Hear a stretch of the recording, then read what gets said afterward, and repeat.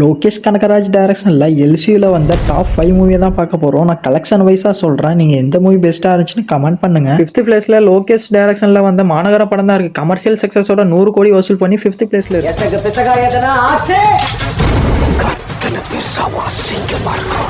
4th பிளேஸில் என்ன இருக்குன்னா, கார்த்தி நடித்த கைதி மூவி தான் இருக்குது. இந்த படமே ஒரு நாள் நைட்டு தான் சொல்கிற மாதிரி த்ரில்லிங்கான ஒரு பாட்டு கூட இல்லாமல் 105ல் 110 கோடி வசூல் பண்ணி 4th பிளேஸில் இருக்குது.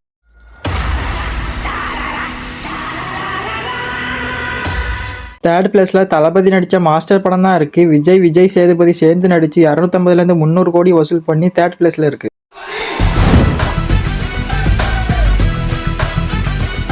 2nd பிளேஸில் இருக்கிற மூவியை பார்க்குறதுக்கு முன்னாடி உங்களுக்கு தளபதியாக பிடிக்குன்னா நம்ம சேனலை சப்ஸ்கிரைப் பண்ணிக்கங்க. 2nd பிளேஸில் 2022 வெளிவந்த விக்ரம் நடித்த விக்ரம் படம் தான் இருக்குது. உலகளவில் வெற்றி பெற்ற படம்னே சொல்லலாம். 400 கோடி வசூல் பண்ணி 2nd பிளேஸில் இருக்குது.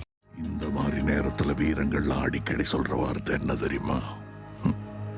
பார்த்துக்கலாம். 1st பிளேஸில் தளபதி நடித்த லியோ படம் தான் இருக்குது. வெளியீட்டுக்கு முன்னாடியே ரசிகர்கள் எதிர்பார்ப்பை ஏற்படுத்தி வசூலின் சாதனையை பெற்ற படம்னே சொல்லலாம். 550 கோடியிலிருந்து 600 கோடி வசூல் பண்ணி 1st பிளேஸில் இருக்குது.